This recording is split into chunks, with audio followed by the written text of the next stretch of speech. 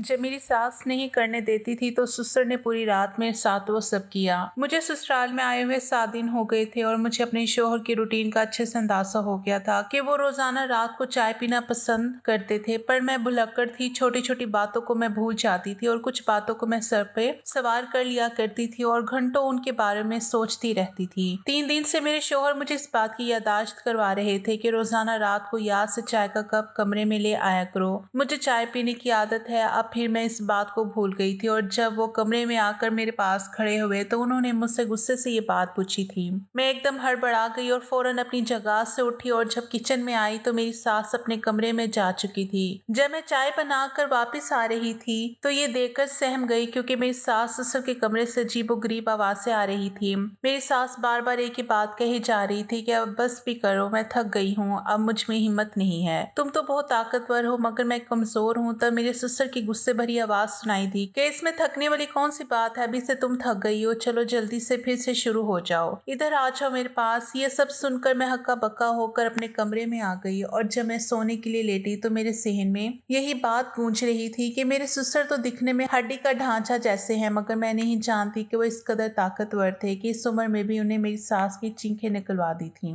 मैं भी ऐसे ही शोहर चाहती थी, मगर मेरा शोहर तो बहुत जल्दी थक जाता था। मैं इसी बारे में सोचते सोचते सो गई थी। सुबह जब मेरी आंख खुली तो मेरी सास रोज की तरह घर के काम काज कर रही थी और उनका मिजाज बिल्कुल सादा था। लग नहीं रहा था कि वो पूरी रात ये सब कर रही थी। दिन को जब मेरे ससुर भी घर में आ गए तो फौरन ही उन्होंने मेरी सास को भी कमरे में बुला लिया था। मैं अब खाना खा चुकी थी। मैं अपनी सास को खाना खाने के लिए बुलाने के लिए उनके कमरे के पास गई तो जैसे ही मैं दरवाजे के पास पहुंची ये देखकर मैं हक्का बक्का रह गई। रात वाला मंजर फिर से मेरी सास से बात की तकरार किए जा रही थी कि मैं थक गई हूँ, बस करो, रहम करो मुझ पर, इस उम्र में मुझ में हिम्मत नहीं है, ये सब कुछ मैं सह नहीं सकती। और मैं हैरान परेशान से वापस आ गई थी और किचन में वापस आने के बाद मैं यही सोच रही थी कि आखिर मेरे ससुर ऐसा क्या खाते थे जो इस कदर ताकतवर थे। आधे घंटे के बाद मैं दोबारा से उनके कमरे में गई और दोबारा से यही आवाजें गूंज रही थी। अब तो मेरे छक्के छूट गए थे और मैं ये सोचने पर मजबूर हो गई थी कि न जाने ऐसी कौन सी चीज वो इस्तेमाल करते हैं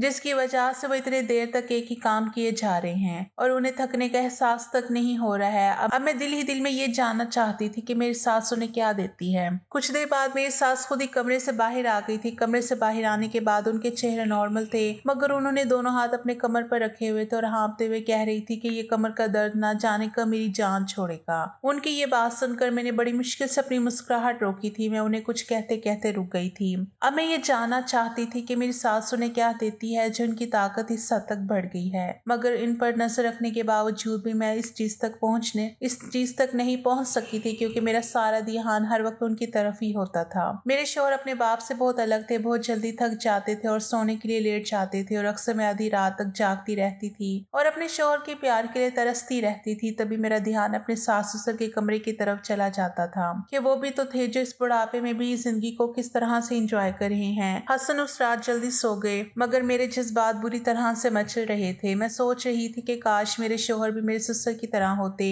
तो आज मैं भी जिंदगी को भरपूर तरीके से जी रही होती। तब मेरे जहन में मेरी सास की आवाजें गूंजने लगी जो उस ससुर जी को कहती थी कि अब बस भी कर दो, अब छोड़ भी दो, मेरी बस हो गई है। और ये बात याद आती ही मेरे वजूद में लहर से दौड़ने लग जाती थी। तब मेरे दिमाग में ख्याल आया कि क्यों ना मैं इनके कमरे में झांक कर देखूं कि वो दोनों ऐसा क्या करते हैं और मेरे ससुर क्या खाते हैं जो उनकी ताकत तूफान तक पहुंची हुई है। अपनी सास की निगरानी करने पर मुझे कुछ नहीं मिला था। तब मैं सोचती थी कि यकीन वो चीज उन्होंने अपने कमरे में छुपा कर रखी है और मैं वो चीज देखना चाहती थी। उस वक्त मेरा दिल उन दोनों को देखने के लिए मचलने लगा था कि वो दोनों क्या कर रहे होंगे। तभी मैं अपनी जगह से उठी और सास ससुर के कमरे के बाहर आ गई थी। उनके कमरे की लाइट अभी भी जल रही थी। इसका मतलब था कि वो दोनों अभी तक जाग रहे थे। तभी खिड़की के बाहर से उनकी फिर से आवाज से आने लगी। मेरी सास लगातार मेरे ससुर को कह रही थी कि तुम इस उम्र में भी मुझे नहीं छोड़े, जानते हो कि अब मुझ में इतना दम नहीं रहा। और मेरे ससुर का कहना था कि बस थोड़ी देर और बर्दाश्त कर लो, मैं फिर तुम्हें तंग नहीं करूंगा। और मेरी सास फिर थोड़ी देर के लिए खामोश हो गई।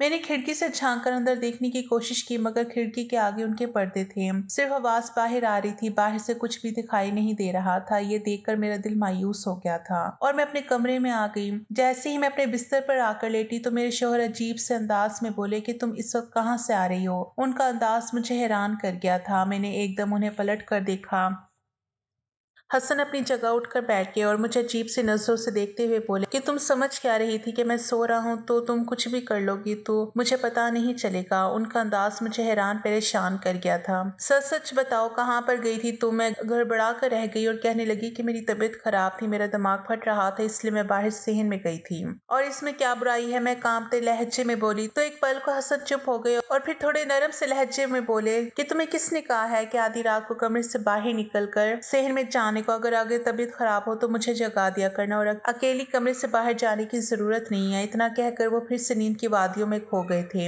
ये जाने बिना कि मेरे दिल में क्या तूफान मचल रहा था। मैं उनके साथ के लिए तरस रही थी मगर खुद से उनके पास जाने की हिम्मत नहीं थी और ना जाने कब मैं नींद की आगोश में चली गई। मैं अब दिन रात उनकी यही आवाजें सुनती थी जो मेरे अंदर आग मचा देती थी और मैं सोचती थी कि आखिर देखूं तो सही कैसा क्या कर रहे हैं। एक दिन मेरे शोहर ने बताया कि वो 2 दिन के लिए शहर से बाहर जा रहे हैं और अब वो घर वापस 2 दिन के बाद ही आएंगे। जब उन्होंने मुझे ये बात बताई तो मेरे दिमाग में एक अच्छा सा ख्याल आया और मैं सोचने लगी कि क्यों ना मैं इस ख्याल पर अमल करूं तो मैं इस बारे में जान सकती हूँ कि उन दोनों के कमरे में आखिर क्या हो रहा है। मेरी सास ससुर शाम को खाने के बाद लॉन में सैर और साथ एक दूसरे से बातें भी करते रहते थे। मैं उन दोनों को देखकर हैरान रहती थी कि इस उम्र में इतना वक्त साथ गुजारने के बाद भी उन दोनों में खूब दोस्ती थी और छोटी छोटी बातें वो एक दूसरे से शेयर करते थे। लेकिन मेरी जिंदगी उन दोनों से काफी अलग है। ये लोग इस उम्र में पहुंच जाने के बावजूद भी अभी तक जिंदगी को भरपूर तरीके से गुजारे हैं। उस दिन मैंने जल्दी जल्दी अपने सारे काम खत्म किए और फिर सास के कमरे में जाकर छुप गई थी।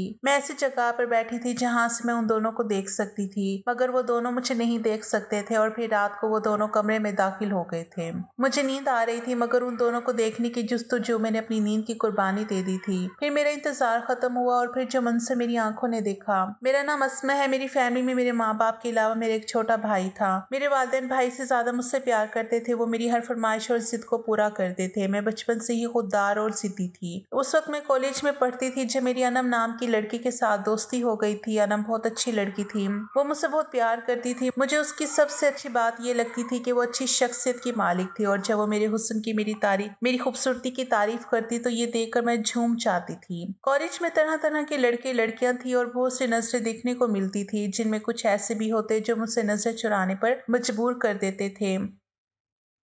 ज्यादातर लड़कियों के बॉयफ्रेंड होते थे और जब वो उनके सब के बारे में बातें करती थी, उनके हाथों में हाथ डालकर घूमती थी तो ये देखकर मेरे जज्बात भी उभरने लगते थे और मैं भी उन्हें देखकर इश्क से सोचती कि दिखने में तो वो बिल्कुल मामूली शक्ल सूरत की थी मगर उनके बॉयफ्रेंड उनसे कितनी मोहब्बत करते थे। मैं भी किसी से कम ना थी। मुझसे भी कई लड़कों ने अपने प्यार का इजहार किया था मगर मैं किसी को घास नहीं डालती थी। मेरे वालिदैन ने मुझे बहुत ज्यादा लाड प्यार देने के बावजूद भी मुझे इस मामले में आजादी नहीं दी थी। उन्हें लड़कियों का लड़के से दोस्ती करना, बातचीत करना बहुत बुरा लगता था। हमारे मोहल्ले में ये बात आम थी मगर उसके बावजूद भी मेरे वालिदैन ये सब देखकर गुस्सा करते थे। मेरी क्लास में एक लड़का था जो मुझ पर बुरी तरह से आशिक था।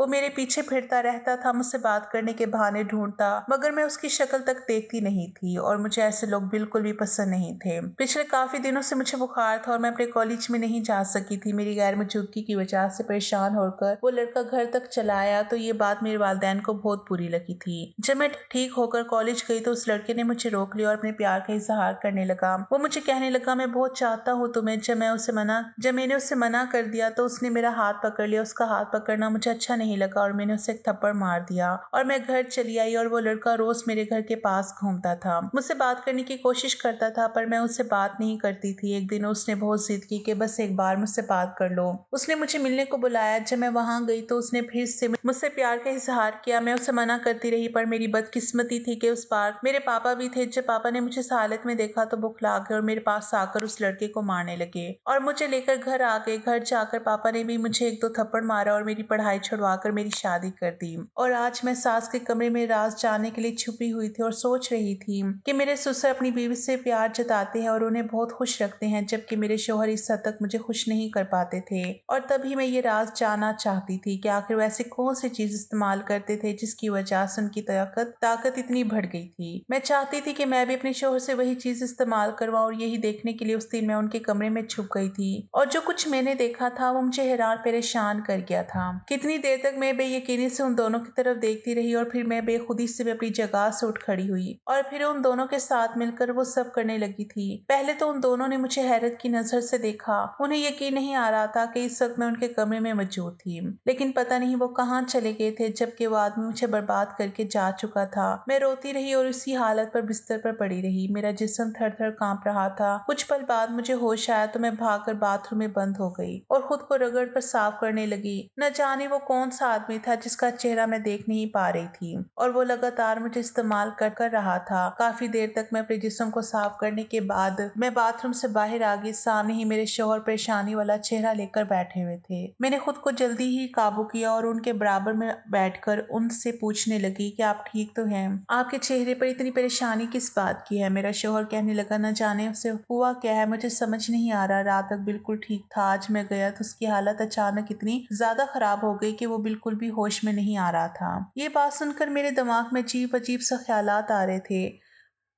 मेरा शौहर पहली रात जब गया था तब उनके दोस्त का एक्सीडेंट हो गया था और आज अचानक उसके दोस्त की तबीयत खराब होना। मुझे इन सब चीजों के पीछे एक ही आदमी का हाथ लग रहा था और वो आदमी वही था जो मेरे शौहर की मौजूदगी में मेरे पास आता था। मैं बिल्कुल खामोश थी। वो मेरी तरफ देखकर कहने लगा, अगर माँ बाप की याद ज्यादा आ रही है तो मैं तुम्हें घर ले चलता हूँ। लेकिन मैंने सरनामे हिला दी थी और आंखें बंद करके अपना सर अपने शौहर के कंधे पर रख दिया। मेरा दिल बहुत बुरी तरीके से रो रहा था। मुझे अपने आप पर बहुत तरस आ रहा था कि मैं कहाँ फंस गई हूँ। शादी से पहले मेरी जिंदगी कितनी अच्छी थी और अब मेरी जिंदगी तबाह हो गई थी। काफी दिन हो गए थे। मुझे अपने माँ बाप की भी बहुत ज्यादा याद आती थी। अगले दिन भी मेरे शौहर घर पर नहीं और अब फिर से मेरा इरादा था कि मैं अपनी सास ससुर के कमरे में रात गुजारूं। शायद मेरी सास को इस बात का अंदाजा हो गया था। तभी वो मुझे गुस्से से कहने लगी कि अगर आज रात तुम हमारे कमरे में आई तो मुझसे बुरा कोई नहीं होगा। मैंने कहा, माँ जी आपको आखिर किस बात पर एतराज है, जबकि ससुर जी को और मुझे इस बात पर एतराज नहीं है, तो आप मुझे इस बात से क्यों रोक रही हैं? इसी दौरान मेरे ससुर भी वहीं पर आ गए और जब हम दोनों को बात करते देखा तो हमारे पास आकर खड़े हो गए। सवालिया नजरों से मेरी तरफ देखने लगे। तब मैंने उन्हें दबे लफ्जों में कहा कि माँ जी मुझे रात को कमरे में आने से मना कर रही हैं। ये सुनते ही मेरे ससुर जी को बहुत गुस्सा आया और वो उन्हें देखते हुए बोले कि तुम्हें बहू को मना नहीं करना चाहिए। उसका भी मुझ पर इतना ही हक है जितना कि तुम लोगों पर, और तुम उससे मना कर रही हो। जो काम तुम खुद नहीं कर सकती तुम उसे तो करने दे सकती हो। उनके जाने के बाद मेरी सास कहने लगी कि अगर तुम आज हमारे कमरे में आई तो मैं तुम्हारे शौहर को तुम्हारे खिलाफ कर दूंगी।